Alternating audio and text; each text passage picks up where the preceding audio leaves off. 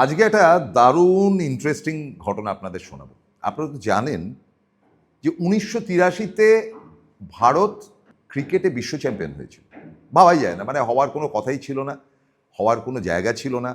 এবং কপিল থেকে শুরু করে শ্রীকান্ত প্রত্যেকেই বলেছিল আমরা বেড়াতে গিয়েছিলাম, যদি ঠিক আছে কয়েকটা ম্যাচ জিততে পারি তারপরে আমেরিকা ঘুরে আসব। কিন্তু ধীরে ধীরে পটভূমিকা পরিবর্তিত হয়েছে এবং তারপরে দেখা গেছে যে এই দলটা একেবারে সাংঘাতিক পারফর্ম করছে, বিশেষ করে বোলার।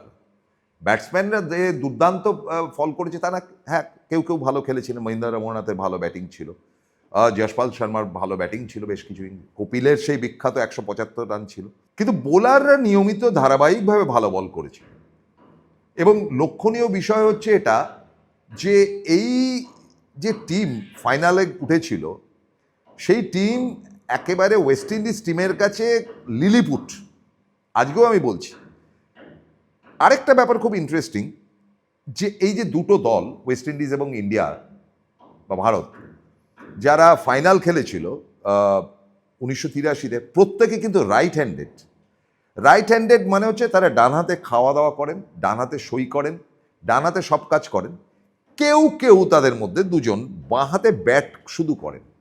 ভাবতে পারেন, এটা আমরা অনেকেই জানতামই না যে যত মানে কাজ মূলত তারা ডান হাতে করেন। অনেকে বাঁ হাতে ব্যাট করতে পারে, যেমন Sourav Ganguly, he is a right handed man. ক্রিকেটটা বাঁ হাতে খেলতেন, দাদাকে দেখে বাঁ হাতে, ওর দাদা স্নেহাশিস খেলতে বলে সৌরভ বাঁ হাতে আকর্ষিত হয়েছিল। আদারওয়াইজ এভরিথিংস, মানে সৌরভ পাড়ায় ব্যাডমিন্টনটা খেলেন পর্যন্ত ডান হাতে ইয়ে নিয়ে, র্যাকেট নিয়ে। তো কি অদ্ভুত দেখুন, প্রত্যেকে ডানহাতি। এটা কিন্তু আজ অব্দি কেউ ভাবিনি যে একটা ওয়ার্ল্ড কাপ ফাইনাল টিম হচ্ছে অল রাইট হ্যান্ডেড, বাঁহাতি কোনো ব্যাপার নেই। আপনাদের টিমটা বলি, ভারতের প্রত্যেকে ডানহাতি ব্যাটসম্যান এবং ডানহাতি বোলার। কে কারা ছিল? সুনীল গাভাস্কর, শ্রীকান্ত, ফার্স্ট ডাউন হচ্ছে মহিন্দ্র রমনাথ, সেকেন্ড ডাউন হচ্ছে যশপাল শর্মা, থার্ড ডাউন হচ্ছে সন্দীপ পাটিল, ফোর্থ ডাউন হচ্ছে কপিল দেব, তারপরে আসবেন কীর্তি আজাদ, তারপরে রজার বিনি, তারপরে রজার বিনির পর মদন লাল, বা মদন লাল আগেও নামতে পারেন অনেক সময়, কিরমানি, বলবিন্দর সাধু। প্রত্যেকে ডানহাতি এবং বলও করেন তারা ডানাতে, মানে যারা যারা বোলার, এবং ব্যাটও করেন প্রত্যেকে ডানহাতে। পুরো ইন্ডিয়া টিমটা ডানহাতি ছিল। আবার ওয়েস্ট ইন্ডিজ টিমটা দেখুন, ওয়েস্ট ইন্ডিজ টিম কারা ওপেন করেছিলেন? গ্রিনিজ আর হেন্স, দুজনই রাইট হ্যান্ডেড। ফার্স্ট রাউন্ড নেমেছিলেন Vivian Richards, right handed. Second round নেমেছিলেন ল্যারি গোমস, তিনি বাঁহাতে ব্যাট করতেন। বই ব্যাটটাই করতেন বাঁহাতে, বাকি সব ডানাতে, মানে বোলিং করতেন তিনি, স্পিনার ছিলেন, ডানাতে স্পিন করতেন, কোনো জায়গায় বল ধরে বলটা ছুটতেন পর্যন্ত ডানাতে, ব্যাটটা করতেন বাঁহাতে। ল্যারি গোমসের পরকে ক্লাইভ লয়েড, হ্যাঁ তিনিও বাঁহাতি ব্যাটসম্যান। বাঁহাতি ব্যাটসম্যান হলে কি হবে? ক্লাইভ লয়েড বাকি সমস্ত কাজ ডানাতে করেন, মানে ডানহাতেই লোক আর কি। তারপরে নামছেন জেফ্রি দুজো, ডানহাতি। তারপরে ম্যালকম মার্শাল, ডানহাতি।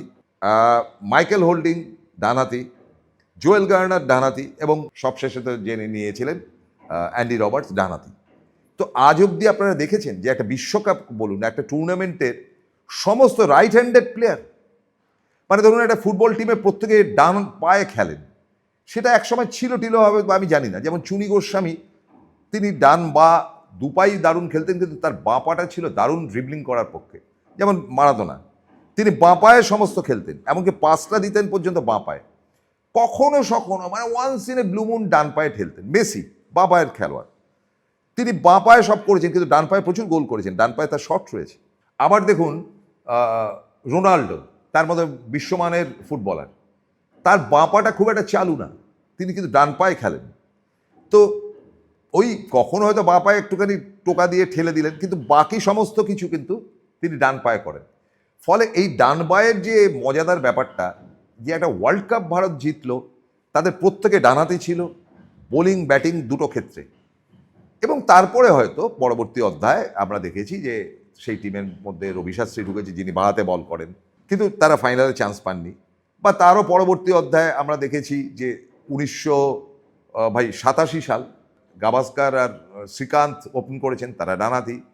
ফার্স্ট রাউন্ড নামতেন তখন মহিন্দ্র রমনাথ বাদ পড়ে গিয়েছিলেন, তখন ফার্স্ট রাউন্ড নামতেন সম্ভবত আজহারউদ্দিন, ডানহাতি। সেকেন্ড ডাউন বেংসারকার ডানহাতি, তারপরে নামতেন রবি শাস্ত্রী ডানহাতি, কপিল দেব ডানহাতি, মানে তারপরেও ডানহাতির ছড়াছড়ি ছিল। এবার কেন ডানহাতি ব্যাটসম্যান ছিল তার আমার কারণ জানা নেই, কিন্তু একটা ক্রিকেট টিমে সবসময় ডানহাতি বাঁহাতির দরকার হয়। আজকের ক্রিকেট টিমটা দেখুন, কতগুলো বাঁহাতি ব্যাটসম্যান, বাঁহাতি বোলার ভারতীয় টিমে।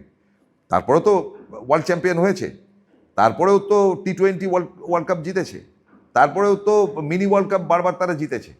কিন্তু ওই একটি ওয়ার্ল্ড কাপ যেটা 1983, সেখানে কিন্তু ফরচুনেটলি কোনো বাঁহাতি খেলোয়াড় ছিল না ভারতীয় দলে। এমনকি ওয়েস্ট ইন্ডিজ দলেও কিন্তু সব ডানহাতি লোক ছিল, খালি দুজনে বাঁহাতে ব্যাটটা করতেন মাত্র, কিন্তু তারা কাগজে সই করা থেকে শুরু করে বল থ্রো থেকে শুরু করে সমস্ত কিন্তু তারা ডানাতে করেছে।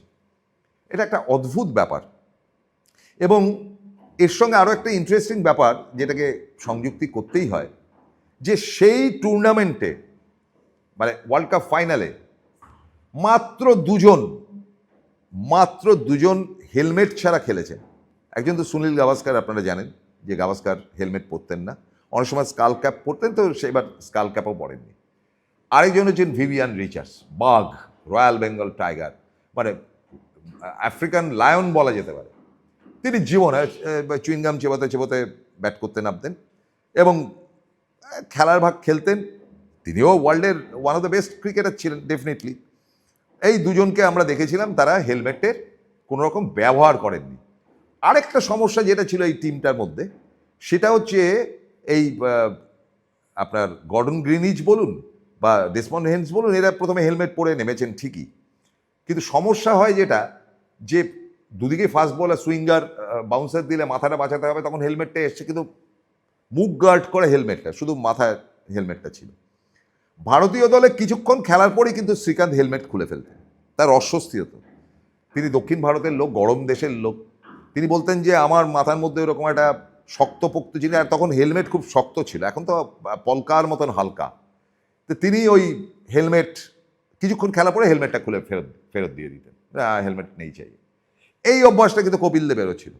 কপিল দেব প্রথম একটু হেলমেট পরে খেলতেন ঠিকই, তারপর আই সেট হয়ে গেলে তিনি হেলমেট খুলে ফেরত দিতেন, বলতেন আমার মাথা গরম হয়ে যাচ্ছে। ফলে অনেক কিছু অজানা গল্প কিন্তু এই ক্রিকেটের মধ্যে লুকিয়ে রয়েছে, যেগুলো আমরা অনেক সময় জানতে পারি, অনেক সময় জানতে পারি না। সেই টুকরো টাকরা গল্পগুলো নিয়ে যেটা ইন্টারেস্টিং জায়গা তৈরি হয়, সেই জায়গা থেকে হচ্ছে যে এরা যখন মাঠে নামতেন, তখন মানে ক্রিকেট খেলতে নামতেন, তখন সূর্যের দিকে তাকিয়ে নামতেন। মানে অনেকেই, যেমন শ্রীকান্ত ডেফিনেটলি সূর্যের দিকে তাকাতেন, কপিল দেবও তাকাতেন। এবার মজার ব্যাপার কি হয়েছে, ইংল্যান্ডে 83 ওয়ার্ল্ড কাপে ইংল্যান্ডে খেলতে গেছে, অর্ধেক সময় মেঘলা থাকে, ওই একটা আর কি আধা আলো আধা অন্ধকার গোছের একটা ব্যাপার, ওইভাবেই খেলতে হয়। আর সারাদিনই কখনো না কখনো বৃষ্টি হবে, বিশেষ করে লন্ডনে তো বৃষ্টি হতোই। তো এখন ব্যাপার হচ্ছে যে ওপরে তো তাকাচ্ছি, সূর্য তো নেই, তাহলে কি দেখতেন তারা? তো সেটা শ্রীকান্তকে একবার ইন্টারেস্টিংলি জিজ্ঞেস করা হচ্ছে, আচ্ছা তুমি কি দেখো ওপরে তাকিয়ে? তো শ্রীকান্ত বললো যে আমি খুঁজি সূর্যটা আছে নাকি। বলে সূর্য তো নেই, মেঘলা আকাশ। ওই কোথাও তো রয়েছে, তাকে একটু প্রণাম করে ক্রিকেটটা খেলতে নামি। কপিল দেব নামতেন যখন, ওই একই ব্যাপার, একটু ওপর দিকে তাকাতেন এবং তাকিয়ে আবার তিনি টুকটুক টুকটুক করতে করতে ব্যাট করতে চলে যেতেন। এগুলো এক একজনের এক একটা ব্যাপার থাকে আর কি। সুনীল গাভাস্কার এসে প্যাডলিং করতেন, মানে ব্যাটটাকে ব্যাটের উপর চাপ দিয়ে দুটো পাকে এরকম ছড়িয়ে দিতেন। এটা না করলেও তিনি পারতেন, কিন্তু ওটা তার মানে বলে না তুকতাকের একটা ব্যাপার থাকতোই। আমরা ধোনিকে পরবর্তী অধ্যায়ে দেখেছি, ধোনি একটা করে শট খেলেন, তারপরে গ্লাভসটা খুলে ফেলেন, আবার গ্লাভসটা লাগান। তো এইসব কাণ্ড কারখানা নিয়ে বহু গল্প রয়েছে, বহু ঘটনা রয়েছে, বলবো পার্ট টু পার্ট ক্রিকেটের নানান গল্প। আজকে ক্রিকেটের নানান গল্পের ফার্স্ট পার্টটা আপনাদের শোনালাম, ডানহাতি। মনে রাখবেন, ডানহাতি বিশ্বকাপের ফাইনালে ডানহাতি, এই নামটা দিলাম।